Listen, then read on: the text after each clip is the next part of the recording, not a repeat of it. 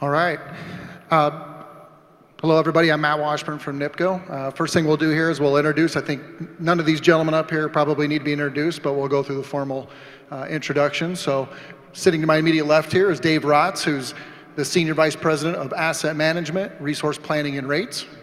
Tom Christensen's joining us, the Senior Vice President of Transmission, Engineering, and Construction. And Dan Gallagher at the end there is the Manager of Commodity Sales and Trading. So as we go through this, bring a little bit of the NIPCO board to the Basin annual meeting. If anybody has any questions, this is intended to be a free form Q&A as we go through this. Obviously, we have some topics that we'll cover, a wide range of topics. But if you have a question, there's 3 microphones. There's one on the end, one on that end, and then here in front of the camera. Please feel free to come up. I'll keep an eye on the microphones. And if you have a question about the topic we're discussing, please come up and ask your question while we're going over it if you think it would add to the understanding of the topic that we're talking about. So with that said, we'll get started. We've heard a lot today. In the morning, we heard from CEO Sukit. We also heard from the governor of North Dakota about the tremendous amount of load growth that's going on right now in the Basin footprint. So we'll start with Dave. And Dave, at a time when many co-op loads are decreasing, we know that ours is increasing. Can you give us a little bit more detail on where this load growth is coming from and how that benefits our members? Sure, thanks a lot. Like Paul said earlier today, I think, with our load forecasts, all of the different districts within the Basin membership are seeing pretty good growth, with the exception of Powder River Energy Corporation in the northeast corner of Wyoming. That area is just really challenged with reduced coal production and some of the economic issues with extraction of coal bed methane, natural gas. But when we say that all the districts are growing, there's a lot of diversity in each of those districts. I think just as an example, you could talk about the areas where we're seeing the most growth. That would be in the western North Dakota area, a little bit into eastern Montana, the Bakken area, tremendous oil and natural gas extraction, the processing in that area. Here a few years ago, we were having in excess of 200 megawatts of growth per year. We're not up to that level at this point, but again, significant growth there. On the other side of the spectrum, you could talk about, say, the ethanol industry. The Basin membership entirety serves about 30 different ethanol plants throughout our service territory. And that's a very challenged industry right now. Basically, the low price of natural gas, basically reduced ethanol requirements in some of the blending with fuel is really having a hard impact on that economy or part of the business. And so you see a lot of ups and downs within the membership, but some real positive spots, especially in western North Dakota. Well, with load growth, we know that you just can't serve the members out of thin air. So Tom, with all this tremendous load growth that's going on in our service territory, could you please maybe give us an update on what's going on with the construction of additional transmission? Yeah, you bet. So we have had a tremendous build out in the transmission in the northwest area of North Dakota. I guess the other thing just to note though, even though we have made a lot of bulk transmission system additions, I think it's important to recognize the membership that has this growth has had to make a significant amount of additions just on the distribution system just to get the load hooked up. And they built some transmission as well. When we look back at the Bakken region, Williston, Watford City area, just wasn't that long ago, about a decade ago, it was all served by essentially a 115 kV system. Now we've added to it, we've added 230 system. We've added the AVS to Nesset 345 kV system, and so we've spent a lot of money and got a significant system built. Now with additional load growth, I think we're going to have to do some more. And the other change that occurred here is we joined SPP in 2015. They do have a regional cost sharing methodology, particularly for 345, and that's a good thing. But along with that, the planning process has become more formal, and there's good reasons for it. Just as we don't want to pay for any unnecessary transmission in, say, Oklahoma, the folks in Oklahoma don't want to pay for unnecessary transmission up here either.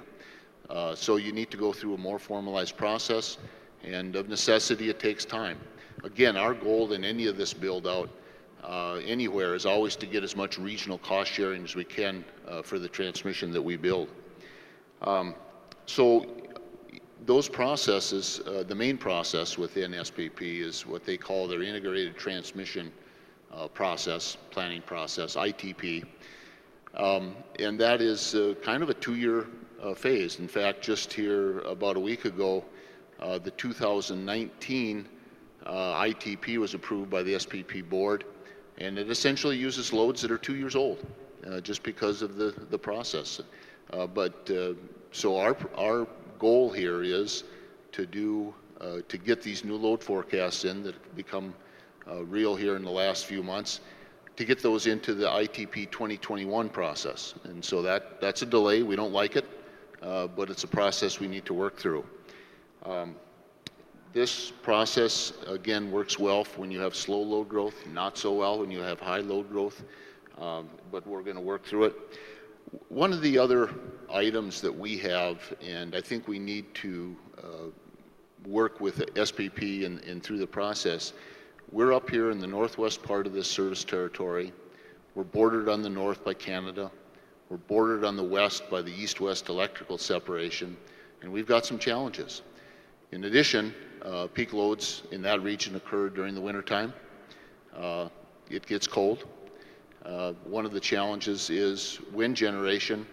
The GE machines shut off at 22 below. It gets colder than that. And that's a problem, and it needs to get modeled accurately when we're running the reliability studies.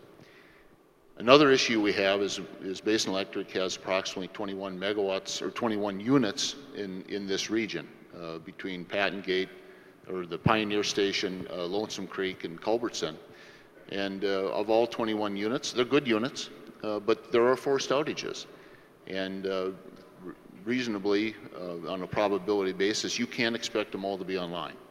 And again, those need to get modeled correctly. So within the SPP process, we're trying to get those two things addressed properly, make sure we don't wrongly assume the wind generation is going to run, or wrongly assume that all the generation is going to be available to us at all times. The other, and that's the ITP process, the more formalized process. The other process that SPP has is an attachment AQ. It's actually just an attachment to the tariff, and the letters or just happen to be AQ. And it defines the process that you deal with new or modified points of delivery. And so when there is, for instance, a hotspot, a new load, a significant new load, or a significant new delivery point required, we need to make those requests and get those into SPP so we can come up with solutions to those hotspots. And one of the recent examples is north of the lake, there's been some tremendous load growth coming about in the partial Newtown load pocket area. And we've just a couple weeks ago got a notice to construct from SPP. And that would be for a new 230 kV line that comes out of the Tioga area and heads partway down to that partial Newtown load pocket, along with some additional 115 build out. And we've partnered with Montreal Williams on that. We plan to build the 230, and Montreal Williams plans to build the 115. So it's a solution to the hotspot. I guess the only other thing we would note is we're going to certainly accept that notice to construct, but we're going to go back at SPP and say, we really think that should be a 345 kV line as well. So we're going to try and get that changed. In the whole process, though, it's very important to stay connected between ourselves and the members and get the right things done. Yeah, I think a couple follow-up things on that. I think very interesting, a great point about how the cold affects wind generation. You guys did a great job of notifying the membership last year. It was last February when we had polar vortex number 4, or whatever they called it, and you had to shut down generation at a time when we're really peaking out, and that makes it really tough to plan and make sure that we're meeting the members' needs. So that was good information. I think one thing too, I'm going to throw you a little curveball, Tom. You said notice to construct, NTC. Why don't you talk about that process? Because that affects a lot of G&Ts here, member G&Ts that are transmission owners in Southwest Power Plan. Does SPP just hand those out like free tickets, like here's your NTC? What's it take to get one of those NTCs? Well, there's a number of processes you can go through, or on-ramps I would call them, to get a project approved. And the one is the ITP process like we talked about. You have to show a need. And that's part of the process, right? Show the need. But the second part is to identify a solution. And so we're, again, when we talk about the ITP 2021, we're trying to identify a need, and then the solution, we think we know what the solution would be, but ultimately we're not in control of that. SPP is. We can give our input, et cetera, et cetera. So that's one method. The AQ process is another. And there's, even like generation interconnection requests, et cetera, requests for firm transmission at times there can be some needs to get those built, or transmission built associated with those as well. Yeah, so those NTCs are gained by close coordination with Southwest Power Pool. They don't hand them out for no reason at all. So along those lines with renewables, Dave, why don't you explain to us, we've come a long ways as an organization, being primarily dependent upon coal as recent as just the beginning of the turn of the century, and now there's a tremendous amount of renewables in the generation portfolio. Could you let us, or give us an update on where we're at with that, how that affects the challenges it takes to fold those renewables into the generation portfolio and the types of renewables that we have? I can sure do that. You're sure right. Basin has been real fortunate with the load growth that we've got, that we support an all of the above type of a generation portfolio. And so we've been able to change our generation portfolio even though we haven't had to shut down facilities. The graph that's up here, you can see back in 2005, from an energy production basis, about 97% of the energy that we used to serve the membership came from coal-based generation. Today, that value has dropped down to about 62% at the end of 2018. Through this time, we've added a lot of wind. Ultimately, we'll end up with about 1,900 megawatts of wind here in another couple of years. We've also, the board just recently authorized executing some power purchase agreements for up to 275 megawatts of solar generation. So by the time we get out to 2021, 22, when all those projects are commercial, we'll be serving about 25% of the members' needs with energy. Now, obviously, that's not energy every hour, 25%. That's on average over the course of the year. So to support that, we've also been adding natural gas-fired generation. And so at the current time, about 6% of the energy in the Basin portfolio comes from natural gas-fired generation. Like John said, that's the generation that can come up and down very quickly, and it's a hedge against where the market price of power is. I think as I look forward into the future, and you say, well, where is Basin headed? The chart shows 2029, and you can see based on our forecasts of the economics of different alternatives to meet member needs, we're forecasting that less than 40% of the energy to serve the membership needs 10 years from now will come from coal. A lot more is going to come from wind. We have to define, where a lot of that energy is going to come from. And, that's where Gavin mentioned we've got a team that's looking at where could we build some generation north of the lake. Becky Kern's group in the long-term marketing is looking at other power purchase opportunities. So a lot of things have to come together to meet the forecasted energy needs of the membership. So with all those renewables, we're all members of SPP now. If you go out to SPP's website, or if you're on their Twitter, they send out updates of where they're at with renewables. I mean, it's just as simple as getting on your phone, being a Twitter member. And just last month, in the month of October, I jotted down some notes. You know, for those of you, some of you probably saw it, but SPP set a wind peak production record on October 17th. 17,595 megawatts of wind was online on that day. The next day, SPP set a wind penetration record where 68.8% of the generation that they were providing to its members was from wind. That was a record on October 18th. And on that same day, if you go wind and all renewables, so you go solar, you go hydro, they were up, their penetration level in renewables was right just barely under 77%. Tremendous amount of renewables on the open market. Way higher than what we ever thought just 5-6 years ago what the system could handle with wind. So Tom, we'll continue to make Dan sweat it out over there. Another question for you. How does this, a tremendous amount of renewables on the system, how does that affect us as we go forward?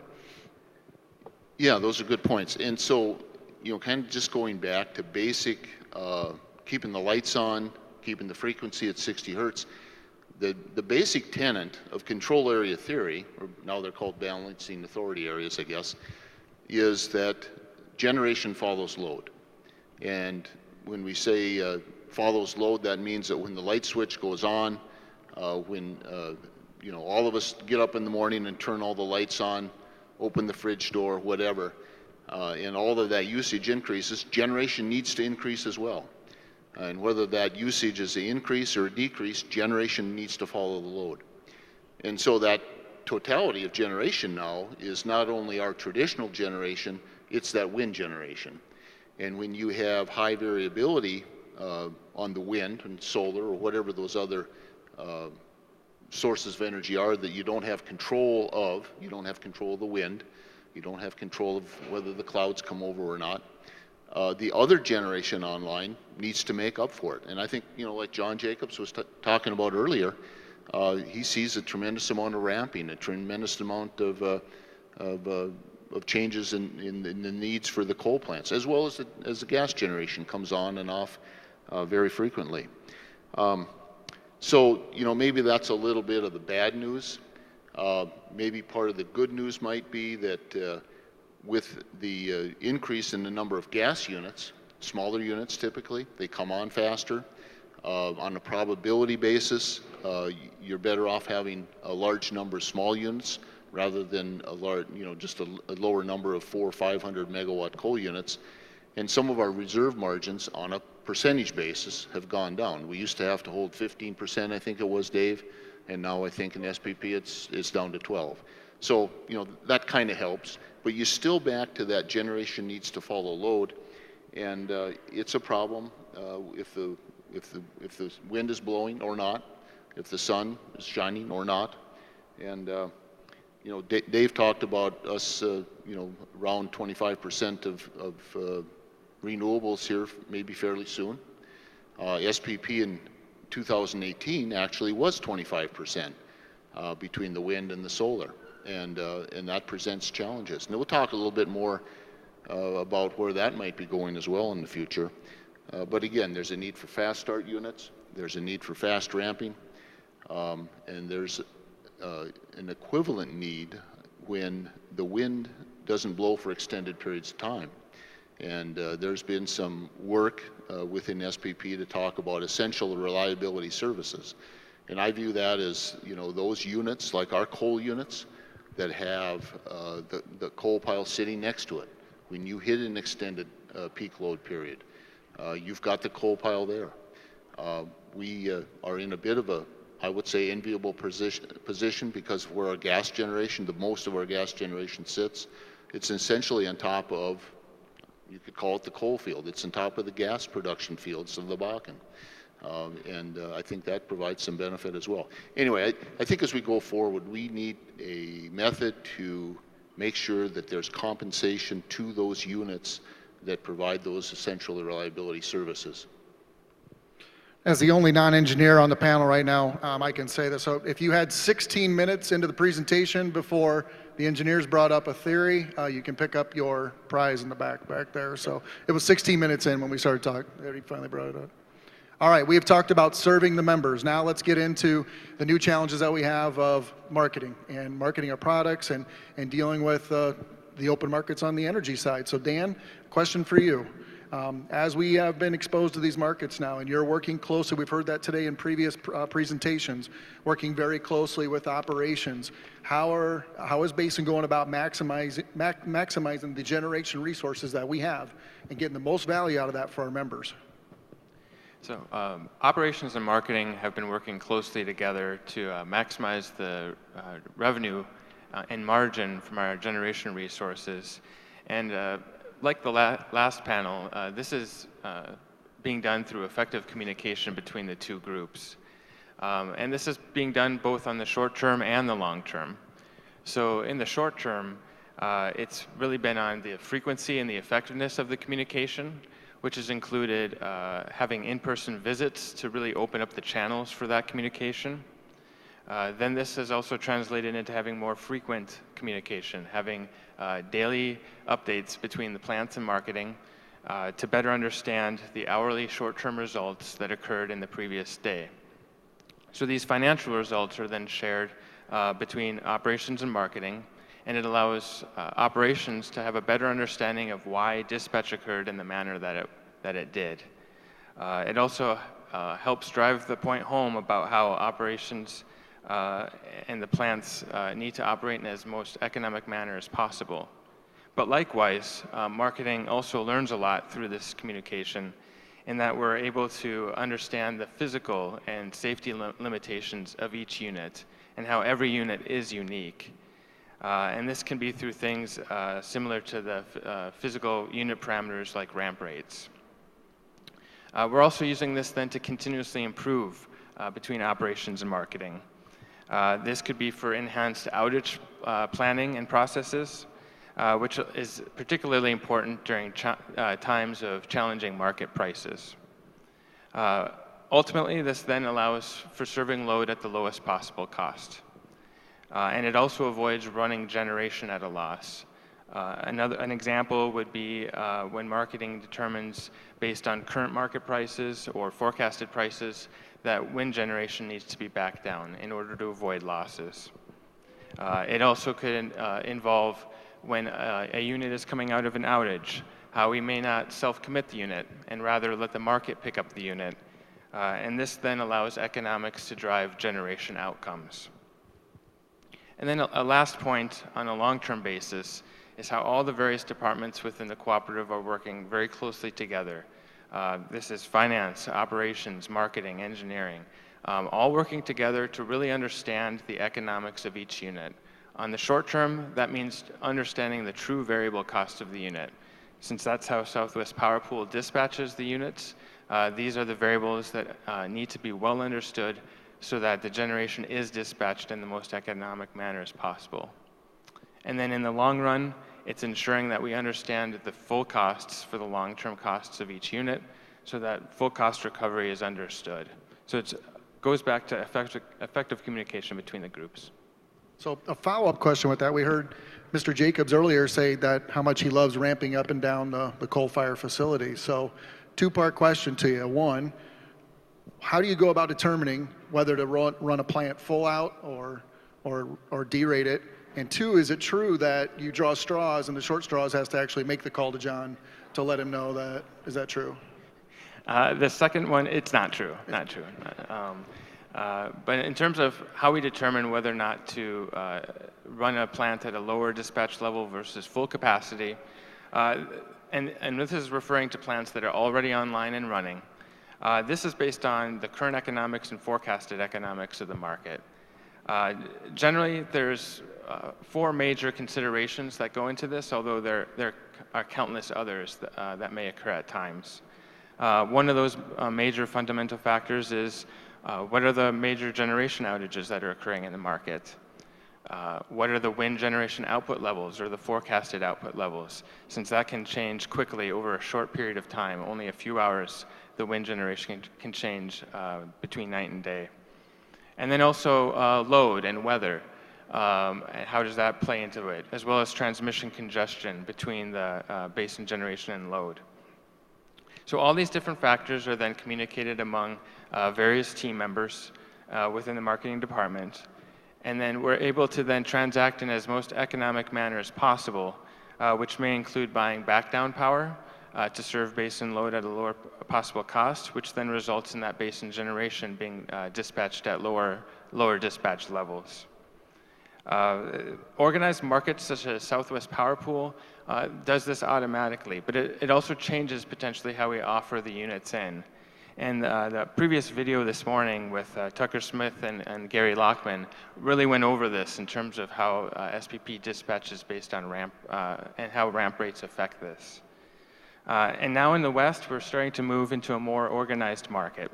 And this is through the recent initiative with the Western Energy Imbalance Service Market. And this will allow for load and generation to be balanced in a real-time market. And SPP is going to be initiating this and administering this contract. And it's estimated that this will begin in February 2021.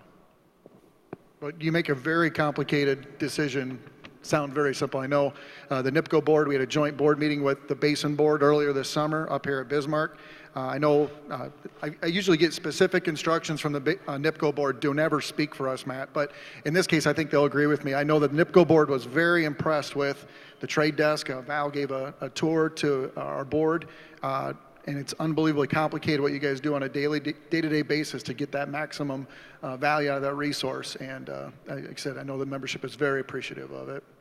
So we've talked, to move from the marketing side, and you just alluded to it, Dan, with additional RTO maybe coming up. Tom, we've heard a lot about the Western Interconnection. Can you give us an update of where we're at on a potential RTO out west? Yeah, you bet. So just a little bit of history.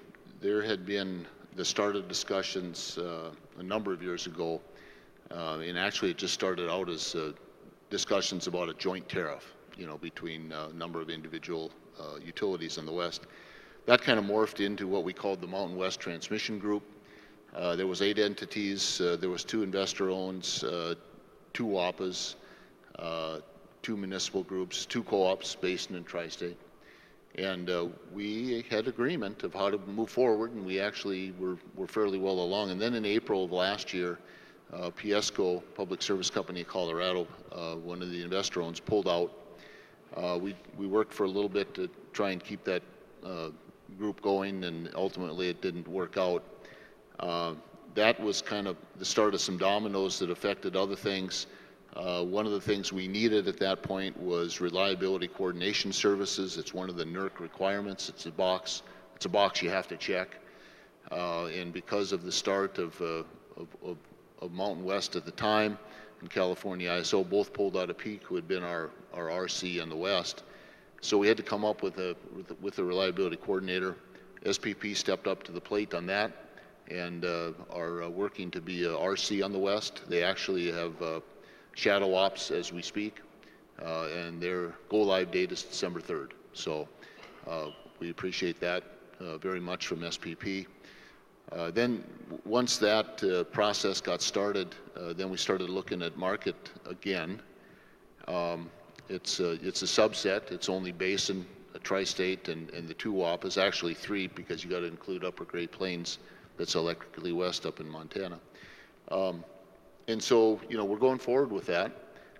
It's not the full RTO solution that we had hoped for, but it's something, and we think SPP is the right choice to administer it. They're administering it on a contract basis, and as Dan mentioned, go-live date for that is projected to be February of 21.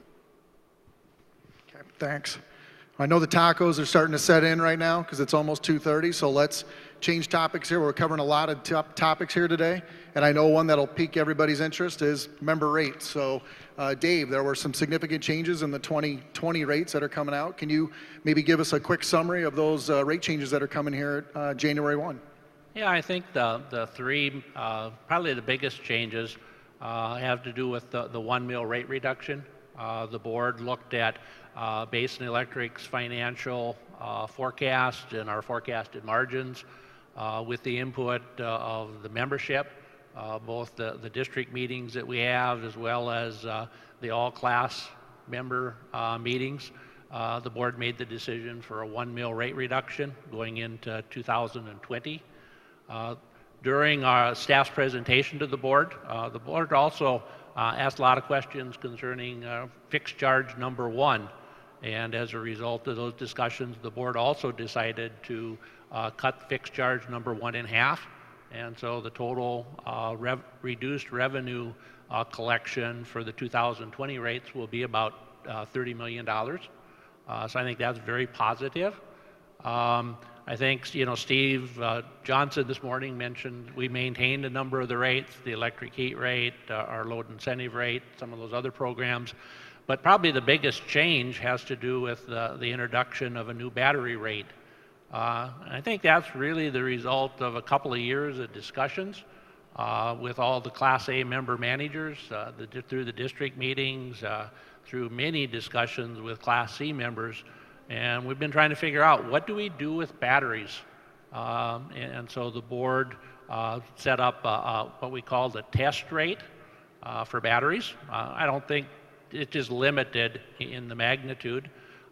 Basically, it allows each of the districts to have the membership own batteries up to a magnitude equal to 150 kW per individual member. And so I think if everybody moved forward, put batteries out on their systems, that would add up to about 13 megawatts of batteries across the Basin system. Myself, I'm kind of skeptical if the economics are right at this time for it, but I think we're going to find out. And I think if the members decide to invest in the batteries, incorporate it into their load management systems, ultimately should reduce Basin Electric's peak demand sales and resource requirements. And so we're going to see how that works and see if how a couple hours worth of battery storage works in the load management systems. I think it's a test case at this point. If it does work, it sure could be expanded. And so let's see how it goes. Thanks, Dave. We've heard a lot today also about Basin becoming FERC jurisdictional, and this speaks more to what I cut my teeth on in the electric industry, is setting rates for our own co-op back home at NIPCO and Lamar's. And so there's kind of a rhythm to the year. Everybody kind of knows how the rates get set for Basin. And the summer they go through the budget process, and then it goes to the board in the fall, and we get the information in the fall.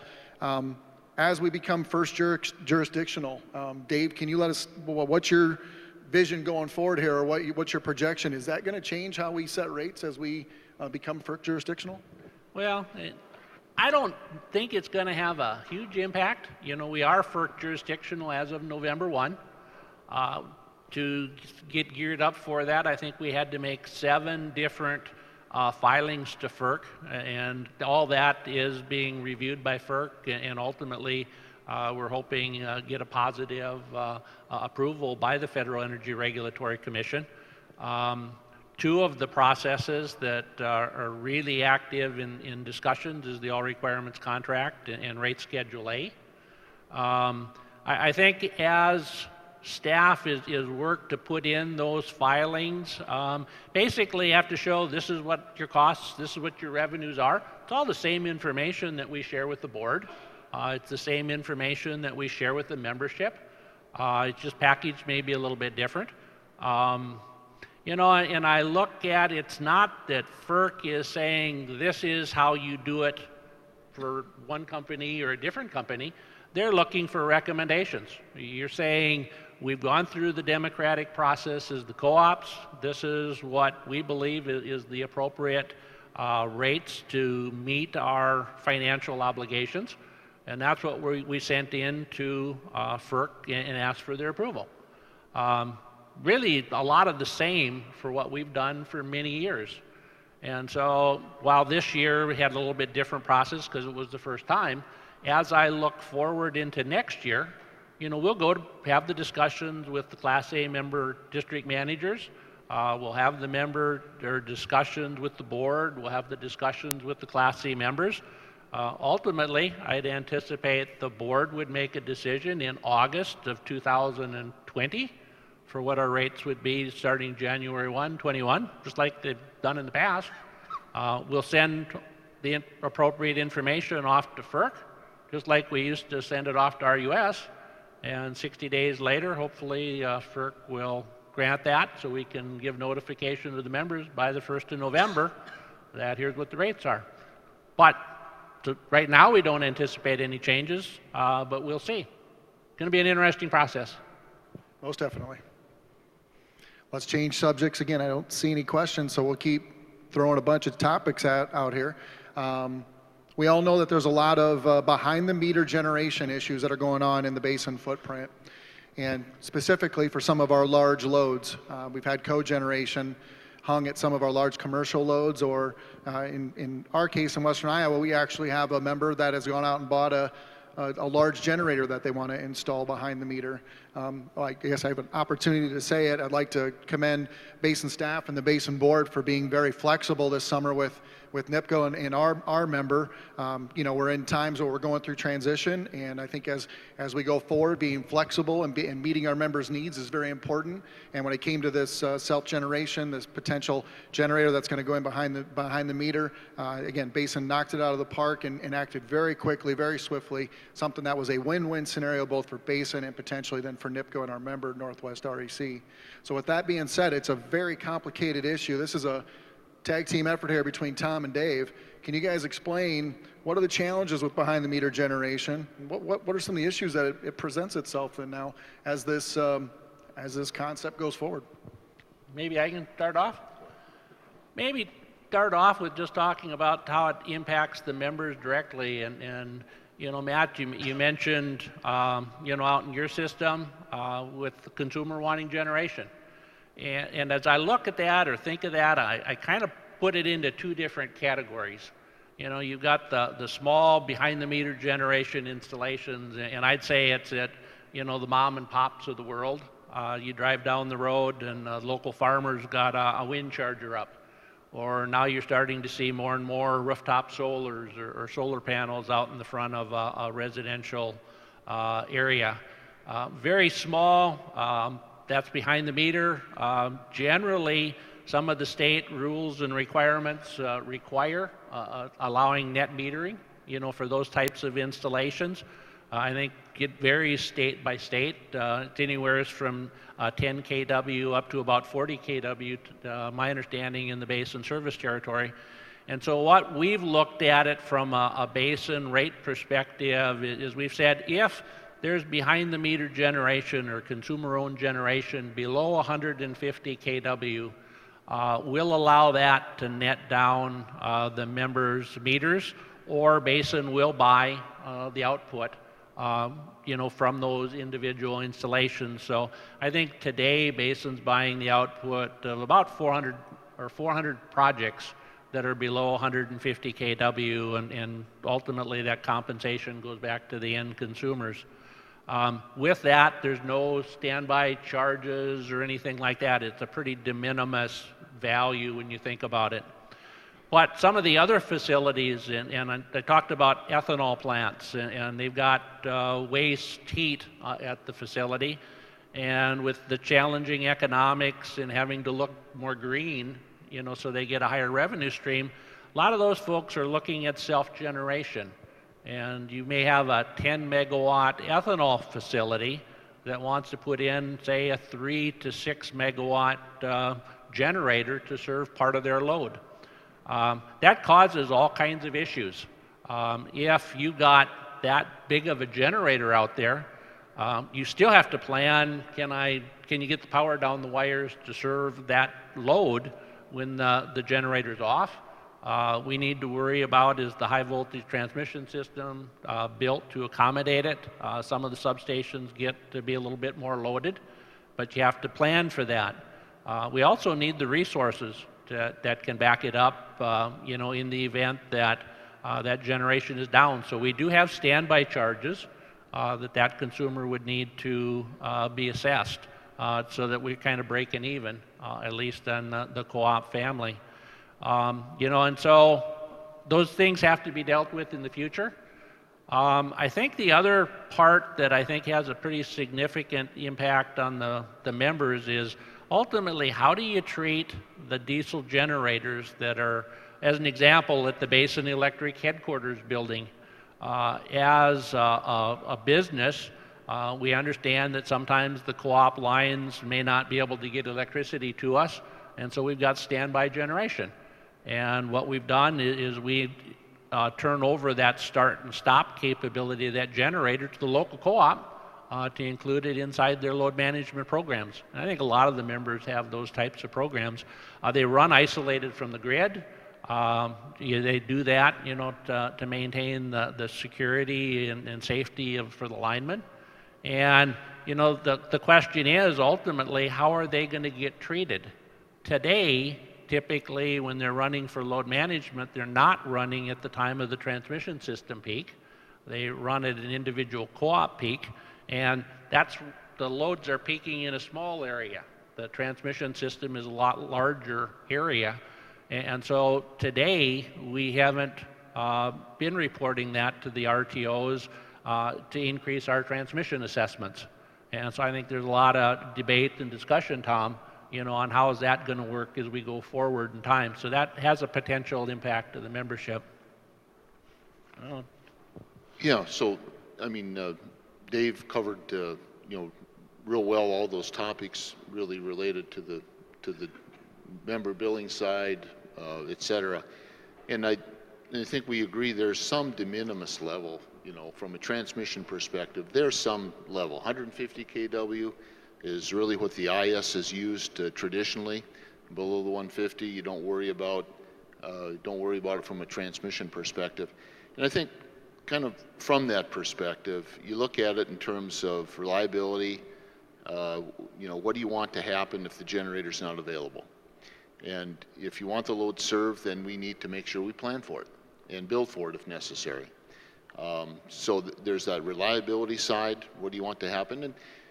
And there's increasing debate on this within SPP, within the whole, all of SPP. And the reason we need to worry about that is because there is this set of transmission that's regionally shared. So if we play by one set of rules, we want the folks down in Oklahoma to play by that same set of rules. And that comes into the equity issue. So reliability, do you need to make sure you can serve it? Yes. And an equity fairness perspective, are we going to include it in the transmission rates and make sure it gets billed for? And then consistency. We just want to make sure it's consistent, certainly within the upper Missouri zone, but also throughout SPP as well. You're speaking my language. Fairness, equity, consistently applied. I think that's some of the bedrocks of a cooperative. So, Tom, you talked about SPP. Let's continue on with another topic at SPP. I think a lot of people have heard about it. I got to read this out of the book because we've heard about this. The Holistic Integrated Tariff Team. One, I'd like to know who named it. But I know this is a very important initiative down at SPP, so could you please give us an update of what it's intended to do and what's going on with that process? Yeah, you bet. So the reason this came about was just because of the change in operations within SPP. In 2011, wind was 6% of the energy. Last year, 25%, along with other renewables. And it has changed the way that the whole grid operates. SPP is 50,000 megawatt peak load, a little bit more than that. There's over 80,000 megawatts of nameplate generation already connected. There's over 80,000 megawatts in the generation interconnection queue. And not all of that's going to get built. I can't imagine that. But just even the changes we've experienced so far, along with some of these potential changes coming, there has been a lot of efforts before the HIT team was formed to try and deal with these changes. And the decision was made is to create a specific team. Mike Risen of Basin Electric, who's since retired, was our representative on that team. And the team came up with recommendations of how to deal with these on a holistic basis. It isn't just playing a game of whack-a-mole anymore. We need to come up with some plans. So there was 21 recommendations that came out of that. how are you going to deal with things? And they encompassed a number of things, but the reliability, planning and cost allocation, marketplace changes, and some strategic looks as well. Again, of the 21, 12 were recommended for implementation, and what that means is it's got to go through the working groups, through committees, and ultimately get approved by the SPP board, whatever that final product is, most likely a tariff change. And 9 of those were a recommendation for further study and evaluation. Hey, and one of the things Dave talked about was, the battery storage. One of the strategic initiatives they have in that is with respect to examining how storage is going to work out within the grid as a whole, within SPP. Well, along the SPP lines, I think anybody can go out to the SPP website, and you can see out there they've got to actually have a banner on their front page of their website that says, quote unquote, SPP provided the lowest wholesale electricity prices in the nation in 2018. So, and they actually have the price out there. It's like 30 cents. Well, 30.43 cents. yeah, well, how do we get that? I mean, explain the difference between, because like I said, we've heard this over and over and over about these low energy prices on SPP.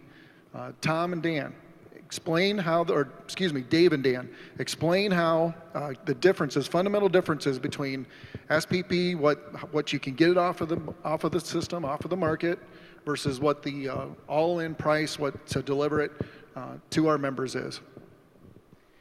So the SPP price that you're referring to is generally considered the market price, and it's the price of wholesale energy at a particular location at a certain point in time. And these wholesale prices can be quite volatile, as you'll also see on the SPP website, from negative pricing to very positive price spikes. And this is especially true in the day-ahead and real-time markets. Basin's firm power rate, on the other hand, is the cost to serve the membership. And this, there's a few factors involved, and this graphic explains many of them. I won't go through all of them, but it includes energy, of course, but also capacity requirements for each of the different control areas where Basin operates. And this is necessary in order to reliably serve the membership. In addition to capacity requirements is the ability to flexibly serve the load, whether there's times of load growth or load declines, and this is something that's not necessarily offered in take-or-pay contracts. Ancillary service charges are another cost that's a component of the all-in rate, which is the necessary reliability for the bulk electric system. These include things such as regulation and spinning reserves. Transmission costs, fixed costs such as long-term operation, maintenance, and replacement costs, as well as administration costs. These are all part of the all-in rate and are not referenced on the reference point for the market rate. So Basin serves its members at cost, and this is versus other entities that may serve their customers on a cost-plus basis or profit. And as everyone's aware, Basin is owned by the members. But everything that we do then is to maximize the margins in a safe and reliable manner, and then those excess margins are passed back to the membership.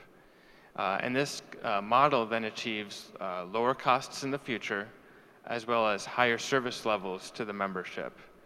And this provides an advantage over the competition in a couple different manners, in that it provides a long-term rate that provides firm, reliable power to the membership. And this is in contrast then to the wholesale market price, which is simply an energy price at a particular location at a certain point in time. And as it relates to this, Dave, would you like to discuss the results of a recent request for proposal? Sure. Thanks, Dan. Yeah, no, we've had a lot of discussion with, again, the Class A district representatives and with the board concerning what does Basin staff feel the comparable market price is to Basin's average rate of about $62 a megawatt hour. And where staff has made estimates of that in the past, we talked to the board and asked, what do you think if we send out an RFP, a request for proposal? And ultimately, we did send out a confidential request for proposal to 7 different entities. They were power marketers throughout the upper Midwest to see what they would give us for price quotes for firm power to serve an actual load. And what we did is we picked out about 200 megawatts worth of delivery points in the eastern South Dakota area, and we had a forecast of those delivery points for the next 10 years. And we also picked out about 400 megawatts of delivery points in western North Dakota. And we said, put both of that out. Here's where the delivery points are, specific points. Here's the historical load levels.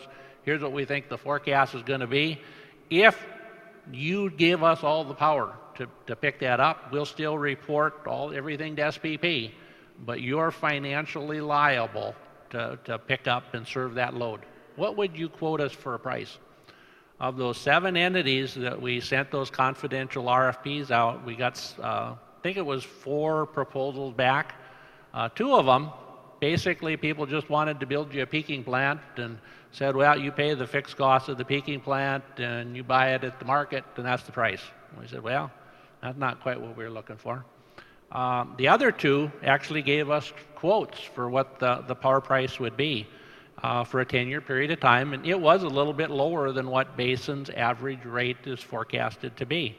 But there's no margin allocations or patronage and no bill credits and things like that. It's just, here's what that price is compared to $62. But it was a little lower. I think the big takeaway that I had in reading through and reviewing those proposals with staff, they had a lot of caveats in them. Well, okay, well, this is what the cost is for that forecasted load level. Now, if the load level, if it doesn't develop, they still wanted cost reimbursement. That was going to be something higher. They weren't going to take the risk of load fall off. So, if an ethanol plant happened to be in that area and the ethanol plant shut down, you'd still be paying for the power supply even though the ethanol plant wasn't there. The other thing is they had a pretty darn tight window on what they would supply. So if your load growth went up quite a bit higher, well, that'd be a different deal. And they have to come back and have to talk about what the price of that might be for that. So as I look at the risks and the rewards, Basin's system's got a lot of diversity on it, and Basin takes a lot of those swings. We all do.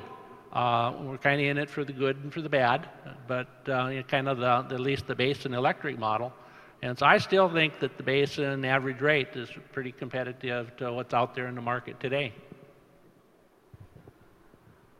Friendly reminder, we're getting towards the end of our allotment here. Again, there are microphones. If anybody has any specific questions, we've covered a tremendous amount of different kind of topics tonight, or this afternoon. We're down to our last 5 or 7 minutes here, so I'm going to skip ahead because I think there's an important question. I want to make sure that all these gentlemen up here, we have an opportunity to get their take. We all know that we're part of a vertically integrated system in our electric companies. We've got the member, we've got the distribution cooperative, we've got the transmission G&T, and we've got Basin. So on every single level, in order to do what we are paid to do to provide our members reliable economic service as we go forward, we all, at all of our levels, we all have to take a look at what we do on a daily basis to make sure that we're serving our members, the person that's paying the bills for all of our systems. So I'll start with Dave and we'll work down. Dave, what can you, I know it's a tremendous amount of responsibilities that you have at Basin, but can you summarize on a day-to-day basis, what do you have in mind when you think about serving the member on your day-to-day operations at Basin? Well, yes, with the asset management, resource planning, and rates, the first thing in there is asset management, and I'll leave Dan to talk about everything that the marketing group does, but basically it's maximize your revenue, try to minimize the exposure to the markets, and to work with plants to come up with the right operations, but a lot of details in that. From the resource planning perspective, obviously trying to forecast the members' needs, make sure that we got reliable resources to meet those obligations at a fairly stable cost, not just rely on the market. The rate aspect is very interesting, and I look at that as really the focus. And to me, what that says, it's member communications.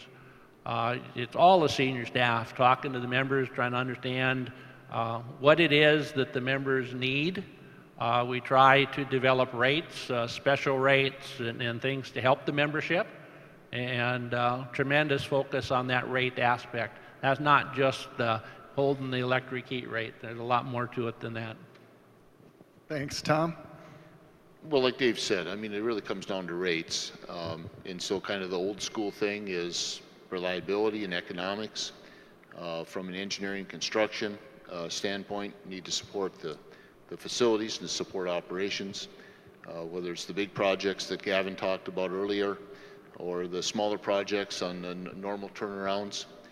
And with respect to new facilities that need to get built, be it generation or transmission, we need to build good, reliable facilities and make sure they have good economics as well.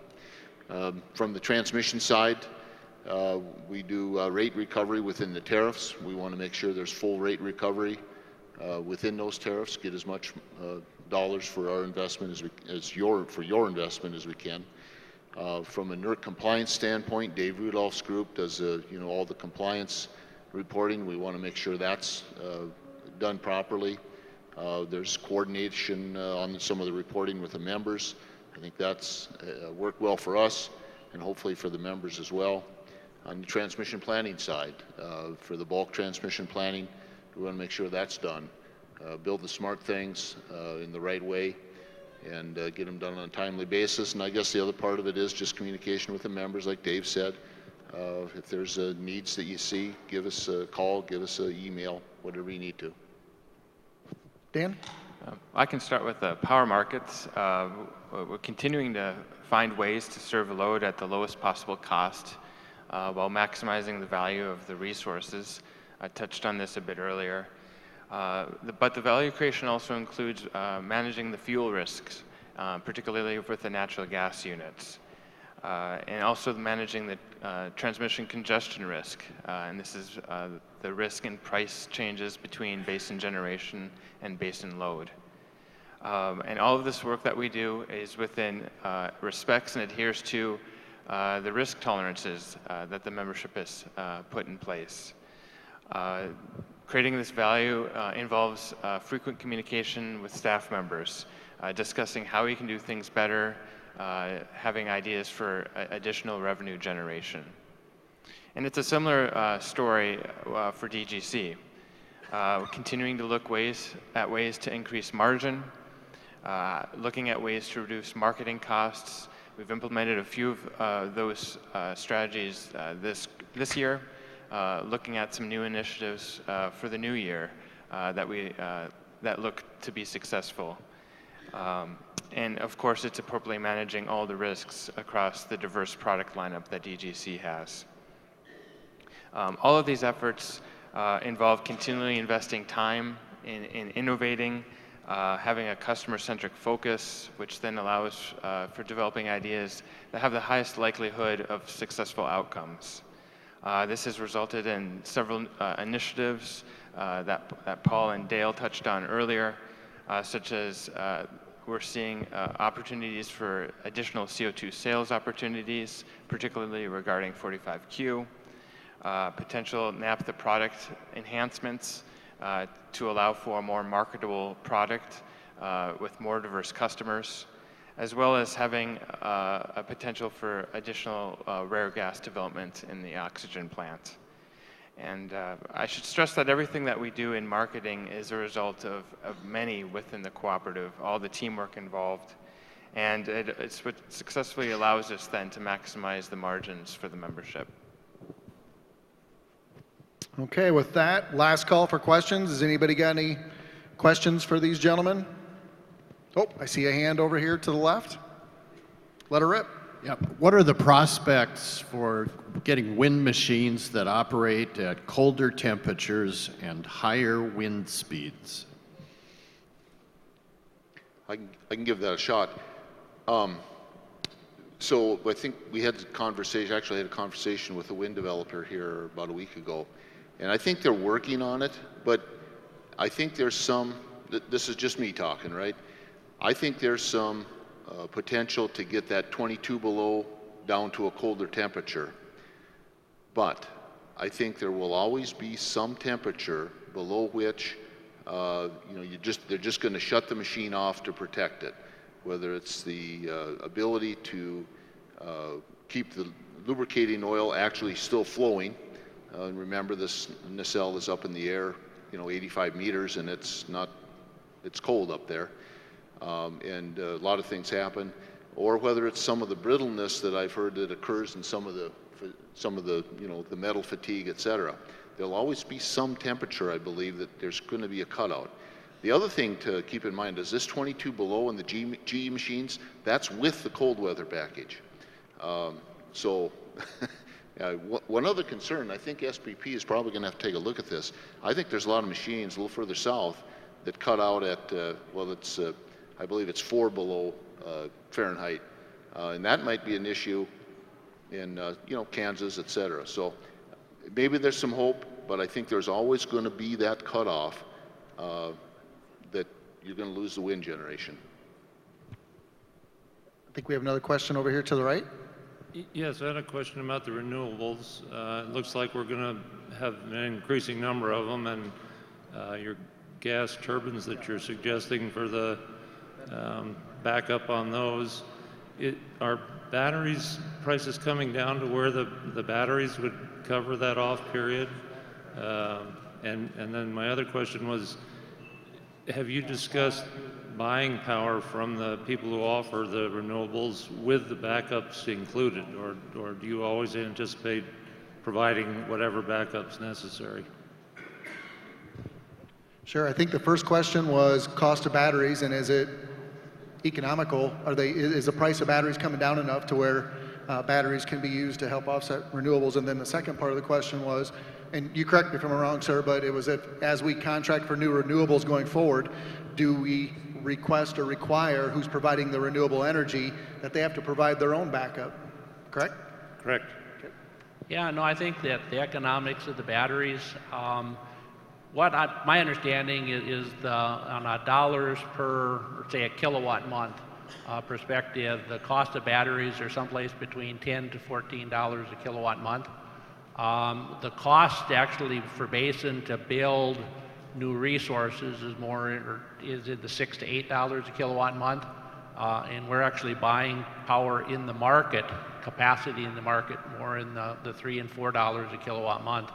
So today, there's other alternatives just from a capacity basis that would be cheaper than the batteries. But the battery costs are coming down significantly. As far as incorporating batteries into, say, like wind projects and solar projects, things like that, we've asked people when they've given us wind PPA prices, what would it cost to incorporate batteries into that project? And the reason that we try to do it together with that, because the batteries also would qualify for the production tax credits then. And so the people that have the ability to take advantage of that hopefully could pass on some of those savings. It hasn't been economic to do that as far as the wind, because sometimes that wind is down for many, many days, and you don't have the storage capability to get more capacity out of the wind. Now for solar, I think that's a different situation. I think there, if you could just move the output of the solar 2-3 hours on those hot sunny days, you could get a lot more capacity with it. So I think batteries incorporated in with a solar project looks a lot more promising. Thank you. Okay, with that, please join me in showing the appreciation of these gentlemen for what they do for us and the time they've given us today.